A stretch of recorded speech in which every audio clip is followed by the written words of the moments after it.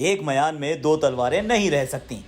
बाबा आदम से लेकर अंग्रेजों के जमाने तक ये कहावत जस की तस है। आज का टाइम है टेक्नोलॉजी वाला। टेक्नोलॉजी में ये पॉसिबल हो सकता है, एक्चुअली ना सही वर्चुअली सही। वैसे एक्चुअल में भी ऐसा हुआ है। इंडियन क्रिकेट में बरसों से व्हाइट बॉल क्रिकेट की दुनिया के दो सबसे बेहतरीन बैट्समैन साथ ही तो हैं एक टीम में। अगर आप बल्लेबाजी की बात करें तो एक तलवार स्ट्राइक ले सकती है तो दूसरी नॉन स्ट्राइकर एंड पर चली जाती है।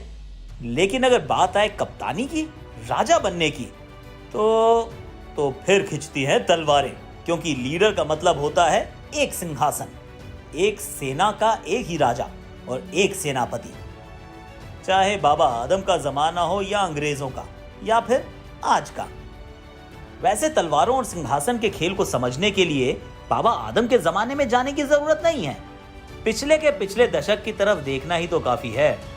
साल 2006 के अंडर 19 वर्ल्ड कप के बाद से ही मुंबई क्रिकेट सर्कल्स में चर्चे हो रहे थे रोहित के। Under 19 world cup 2006, Rohit Sharma 205 run. जानकार कहते थे कि इसके पास हर बॉल को खेलने का एक्स्ट्रा टाइम है। अगले ही साल रोहित को टीम इंडिया की जर्सी भी मिल गई। 23 जून 2007 रोहित शर्मा का डेब्यू। इधर रोहित से करीब 1.5 साल छोटे विराट उस वक्त दिल्ली में दिलो जान जुटे थे क्रिकेट की ABCD सीखने में। विराट कोहली कप्तान, इंडियन अंडर 19 टीम, साल 2008। इसी साल श्रीलंका के खिलाफ डेब्यू का मौका भी मिल गया। वहां से विराट ने पीछे मुड़कर नहीं देखा। Virat ODI debut 2008। फिर दोनों युवाओं की जिंदगी में आया वो लम्हा जो टीम में आने के बाद किसी भी क्रिकेटर का सबसे बड़ा ख्वाब होता है, वर्ल्ड कप में देश के लिए खेलना। विराट इस टीम का हिस्सा बने। रोहित का नाम गायब था। पहले डेब्यू करने के बावजूद, ज्यादा टैलेंटेड माने जाने के बावजूद रोहित ने यह वर्ल्ड कप घर पर टीवी पर ही देखा।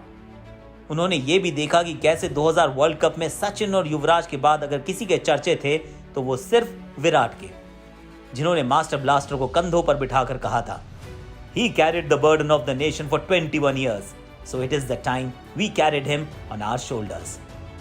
वहां से विराट सचिन का भार अपने कंधों पर उठाने के मिशन पर निकल पड़े। विराट आगे बढ़ रहे थे, शर्मा जी स्ट्रगल कर रहे थे। कब तक? साल 2013 तक। 2013 से रोहित में वो बैट्समैन दिखना शुरू हुआ जो मुंबई के क्रिकेट के जानकारों को बरसों से दिख रहा था, जिसके बारे में सचिन से पूछा गया कि उनके रिकॉर्ड को कौन तोड़ सकता है, तो उन्होंने भी विराट के अलावा सिर्फ रोहित का ही तो नाम लिया था। खैर 2013 बना रोहित के करियर का सबसे यादगार साल। IPL की कप्तानी करते हुए रोहित पहली बार चैंपियन कप्तान कहलाए। ओपनर के तौर पर टीम इंडिया में जगह पक्की की और उसी साल वनडे में डबल सेंचुरी भी जड़ दी। रोहित से रोज सुपर हिट हो गए। तब से एक खंजर भी तलवार बनता गया। वनडे में जितने रन विराट बनाते, रोहित बेन के पीछे पीछे बल्ला चलाते। सेंचुरी के मामले में तो विराट आगे आगे तो रोहित पीछे पीछे। सोने पर सुहागा क्या हुआ, रोहित वनडे में 2 नहीं 3 डबल सेंचुरी जड़ गए। 2013 से 2021 Virat Kohli 8,283 run, 30 centuries. Rohit 7,227 run, 27 centuries. T20 international में भी सेम कहानी का एक्शन रिप्ले ही तो दिखा। आज भी उठाकर देख लीजिए दोनों कितने करीब हैं। Runs in international cricket, runs in T20 internationals, Virat 3,227, Rohit 3,197। 2013 से शुरू हुई इस दिलचस्प रेस के 3 साल बाद धोनी एरा के बाद विराट युग की शुरुआत हुई। जब विराट को आराम चाहिए तो रोहित कप्तानी करते, टीम को जिताते। लेकिन एक बड़ा फर्क था, विराट IPL में हर बार पूरे प्रॉमिस से उतरते लेकिन खाली हाथ ही रह जाते। दूसरी तरफ कैप्टन रोहित हर दूसरे साल ट्रॉफी अपने नाम करते और चैंपियन कहलाते। ये सीजन छोड़कर तो लगातार 2 ट्रॉफी भी ले उड़े। इसीलिए चर्चा शुरू हुई, रोहित ज्यादा अच्छे कप्तान या विराट कोहली। ये तलवारें खींचने की खबर पुख्ता कब हुई? तब जब दुनिया घरों में लॉक थी। सोचिए, लॉकडाउन में हर जाने माने क्रिकेटर ने इंस्टा सेशन लाइव किए। विराट और रोहित एक साथ नहीं आए। जैसे ही लॉकडाउन खुला, IPL के दरवाजे भी खुल गए, जिसके बाद टीम इंडिया को जाना था ऑस्ट्रेलिया के दौरे पर। रोहित ने चोट की वजह से IPL का एक मैच मिस किया और अगले ही दिन पूरे ऑस्ट्रेलिया दौरे से इनका नाम गायब था।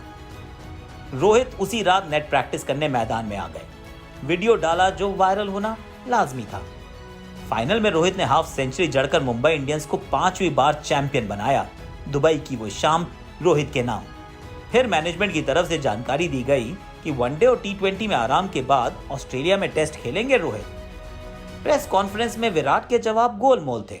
तय था, अब दो तलवारें आमने सामने हैं। मयान एक है, मकाम एक, व्हाइट बॉल की कप्तानी। इसके लिए शायद इंतजार था तो रवि शास्त्री की विदाई का, लेकिन शास्त्री की एक्चुअल नहीं वर्चुअल विदाई के दौरान ही विराट ने टी20 की कप्तानी को छोड़ने का ऐलान किया। आरसीबी की कप्तानी भी उसी समय छोड़ दी। तब भी वो ये मानकर तो चल रहे थे कि वनडे और टेस्ट में कप्तान बने रहेंगे, लेकिन अब वनडे की गद्दी जाना ये बता रहा है कि सब बिल्कुल सही नहीं चल रहा था। क्या क्या सुधारना बाकी है? अब सब है सौरव गांगुली और राहुल द्रविड़ के कंधों पर।